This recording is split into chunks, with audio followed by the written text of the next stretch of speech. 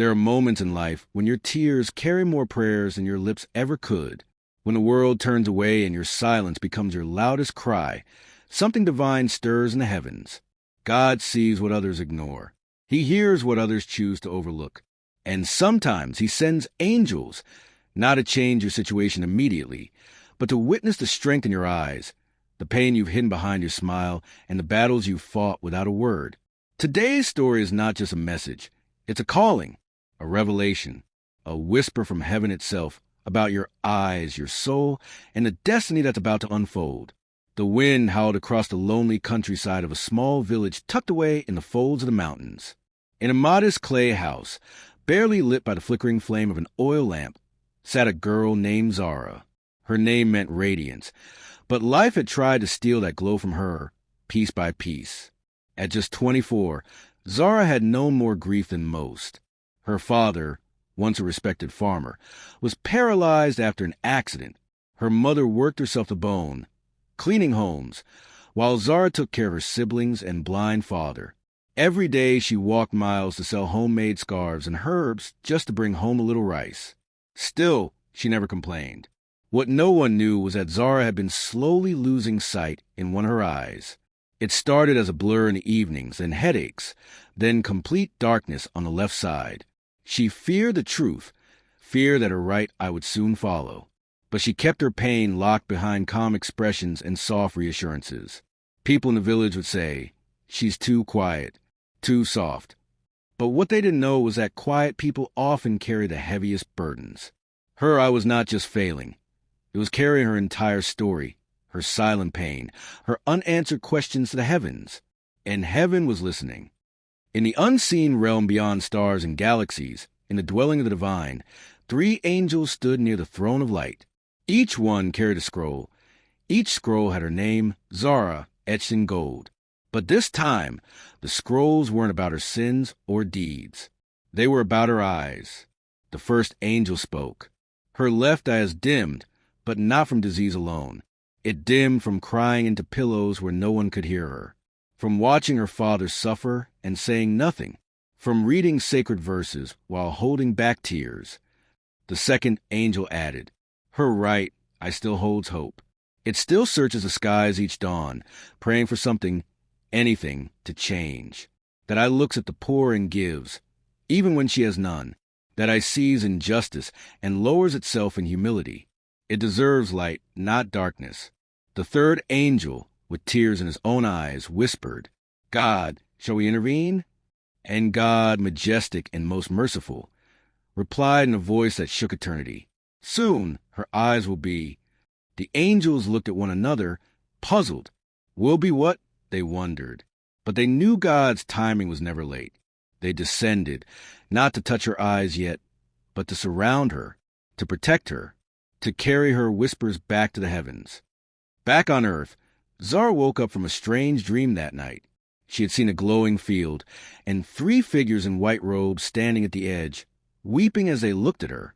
One of them reached toward her face, but before touching her, he paused and simply said, "Soon." She awoke crying, not from fear, but from an overwhelming sense of being seen. That morning, she didn't speak of her dream, but her steps were lighter. She walked through the village like someone who had hope again, yet the darkness in her left eye had now fully consumed her vision on that side, and shadows were beginning to creep into the right. She could feel it. She was losing time. Then came the day that changed everything. A wealthy man named Mr. Haroon came to the village looking for rare herbs. He had heard of Zara's skills and requested to meet her. She brought him a carefully crafted blend and explained its uses. But as he watched her, he noticed her struggling to read something on a label. He asked softly, "Are you okay?" Zara hesitated. She had always hidden her condition, but something told her to speak this time.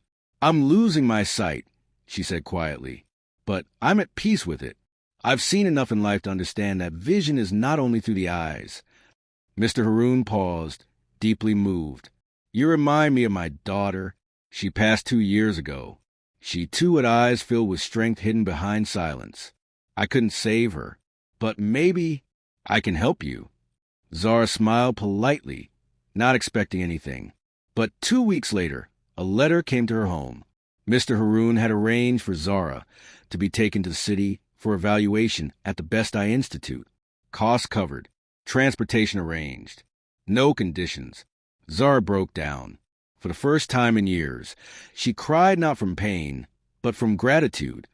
At the hospital, she was diagnosed with an aggressive condition, but doctors were hopeful. If operated on soon, her vision could be saved. The procedures were long, painful, and draining, but Zara bore every needle and every surgery with the strength of someone who knew angels were watching. On the night before her final surgery, the one that could either save or cost her vision entirely, Zara sat near the hospital window, hands trembling in prayer. "God," she whispered, "if I never see the colors of this world again, just let me see your mercy in my darkness. Let me see with my heart if my eyes fail." And that night, once again, she dreamed of the field. The three angels stood closer this time. The first one smiled and said, "She has passed the trial." The second one reached forward and touched her eyes gently. The third one looked up and declared, "They will be whole." And in the heavens, a voice echoed, "Her eyes will be restored, not just in sight, but in purpose. For she did not curse me when she was blind. She thanked me, and for that she shall see in ways no other can." Zara woke up after the surgery, surrounded by light. At first, she thought it was another dream. But then she saw, truly saw, her mother's face clearly, her father's smile, the doctor's eyes full of joy. She could see again, fully. Her life changed after that, not just because of the healing, but because of the purpose that followed. Zara dedicated herself to helping the blind and visually impaired in her village. She started a foundation, opened a small clinic, became a voice for those in the shadows. But even when people asked her what changed her life the most, she never spoke about the surgery first. She always said the same thing. "There were three angels in heaven, and they cried for me when no one else did." Sometimes, it's not the healing that defines a miracle. It's the journey that leads to it. Zara thought her story ended when light returned to her eyes. But in truth, that was only the beginning. Because when heaven intervenes, it doesn't just restore what was broken. It transforms it for a higher purpose. And for Zara, her purpose was about to unfold in a way that would touch not just her village, but thousands of lives far beyond. This is a story of how one girl's silent prayers stirred angels into motion, and how her vision became a light for countless others. Months had passed since Zara regained her sight. The clinic she opened in her small village became more than a medical outpost. It became a sanctuary for the overlooked. Zara, though still young, was now seen as a symbol of hope. People would walk for hours to seek her guidance, not just for physical ailments, but for matters of the heart, the soul. She didn't just hand out medicine. She listened, truly listened. She would hold the hands of old women who cried about losing their sons. She would kneel beside little boys ashamed of their scars. Her eyes, those same eyes once destined for darkness, now radiated understanding. She saw people, not just their faces, but their wounds, their fears, their silent battles. And that was her real gift. But peace never comes without resistance. It began subtly. Whispers, envy. Some in the village began to resent her attention. "She thinks she's holy because she got lucky," they'd say. Others tried to discredit her, claiming her success came from charm, not substance. One evening, Zara returned home to find her front door vandalized. Words scrawled in black, "False angel." She stood still. The wind rustled through the trees like a warning. Her mother panicked. "Zara, we should go. Leave this village." But Zara simply replied, "If angels didn't leave me when I was blind and broken, I won't leave others in their blindness either. Let them try to dim the light. It was never mine to begin with." That night, she prayed like never before. Her tears fell freely, not from fear, but from a longing to stay strong. And in the silence of her room, something divine stirred again. In the heavens, the three angels returned to the throne. The first angel said, "She still carries the weight of kindness in a world that mocks it." The second added, "Her eyes no longer cry for herself, but for others." The third one looked up and asked, Shall we shield her again, O Lord? And God replied, Do not remove her trials. Strength grows in fire. But this time, give her eyes that see beyond. And so, her journey shifted once more. A few weeks later, Zara was invited to speak at a national conference for health and humanitarian work. She was nervous, overwhelmed by the idea of sharing her story with strangers. Yet, something deep within told her she had to go. In the grand auditorium, she stood in front of hundreds, lights shining, cameras rolling. She began not with her story, but with a question. How many of you have ever cried in the dark and wondered if anyone saw you? I once did. I thought I would lose my sight. But what I didn't realize was God was not just watching my eyes fail. He was watching the strength growing behind them. The room went silent. She spoke of her father's tears, her mother's prayers, her silent pain, and the dream of the 3 angels. By the end, people were weeping, not for her, but for themselves, because her story mirrored something in all of them. And that's when Zara understood. The miracle wasn't just her healing. It was the light her healing ignited in others. She was offered opportunities, grants, partnerships, travel, but she chose carefully. She didn't chase fame. She chased purpose. And that purpose took her to places she had never imagined.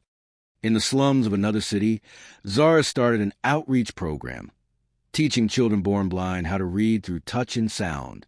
In war-torn villages, she held mothers who had lost everything and whispered to them, God still sees you. In crowded refugee camps, she distributed books in Braille and taught people to believe again. Each night, she would write letters, not to people, but to God. Today I saw a boy with no eyes laugh louder than anyone in the room. He said he could feel color in the warmth of his sister's hands. Maybe I'm not here to teach them how to see, but how to feel. And the angels kept watching. But not every story ends in celebration. One day, during a flood relief mission, Zara slipped from a collapsed bridge and fell into a rushing current. Rescuers pulled her from the waters, unconscious. For days, she remained in a coma between life and death. People around the world prayed. Those she had touched now begged for her healing. News spread fast. The girl with angel eyes is fighting for her life. But in the stillness of her mind, Zara was elsewhere. She stood once again in the golden field. The 3 angels approached, but this time they did not weep. The first angel spoke. Your time has not come, but your purpose now changes. The second angel smiled. You have seen with human eyes, now you will see what others cannot. The third angel gently placed a hand over her eyes. A blinding light flashed, and in that moment, Zara's soul was flooded with visions of people she had never met, places she'd never been. She saw a girl in a distant village praying under the stars, a boy holding his mother's hand while she died, a lonely man thinking of ending his life, but stopping when he saw her speech online. And then God's voice whispered, Your eyes shall no longer be just for this world, but for the unseen, for the hearts that cry in silence. You shall carry my message. Zara woke in a hospital, gasping for air. Doctors rushed in.